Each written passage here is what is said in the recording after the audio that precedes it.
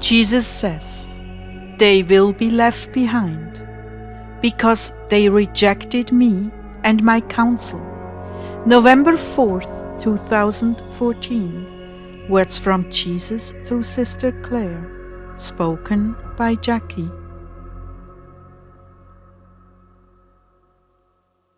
Jesus began, there will be many left behind. Lord, I feel such sorrow for those who are left behind, for all we tried to tell, those in my family, those who had contempt for this message. Jesus answered, all will resolve itself to my glory.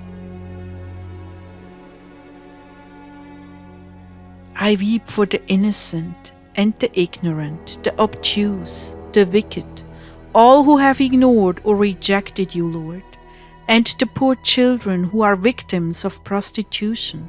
Can't you take them too? I know you love them more than I can imagine. And what about the good Christians? I ask these questions because in the original Rapture dream that my husband Ezekiel had about the group that was being taken, it was so small that it was alarming.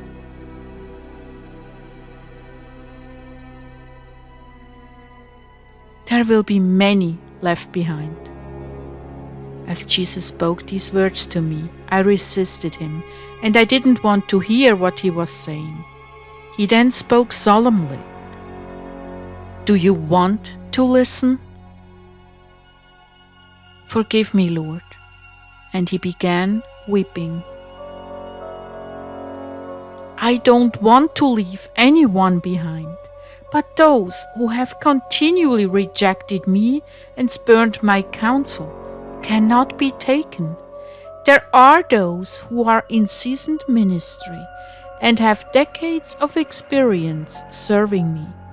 They hear my voice, they arrange their messages for others, but do not themselves heed my counsel. I cannot pour new wine into an old wineskin. I cannot build my new church on corruption. There must be a complete letting go of all bitterness, rancor, and preconceived ideas, as well as false value systems and a religious spirit. My church is corrupt. She must be purified. And what is soon to befall her is my provision for her purification. I've set before you many examples. At that point he began to list them by name, and with each person my heart sank, because I remembered the grieving of the Holy Spirit within me as they one by one went their own way. There are faithful ministers whose lives have been full of those examples. They've loved each one, they've taught them, suffered for them, but in the end they went the wrong way.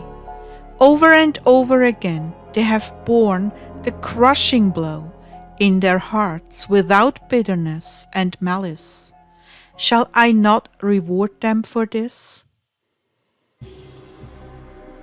Shall I not have a voice in the wilderness, crying out and preparing the way? I tell you the truth, those who have spurned the wise counsel of my faithful ministers shall at last open their ears and hear their voice. But it will be too late for them to avoid the trials that are coming upon the earth to try all souls. The mark of the beast will be the beginning of their sifting in earnest. It will begin with self-denial in little things and get right down to the vital basics. There will be a sifting as has never been before experienced in believers. The world has caught them up into a lifestyle and theology that did not exist in my early church. Their very sense of being will be critically threatened and called into question until they realize who I am and who they are in me, and what it truly means to bear my name, my cross. To live in me and I in them. Then they will discover their worth and reject completely all the world has offered and held for them. This must be done through a process. It doesn't come overnight. That is why I'm leaving them behind.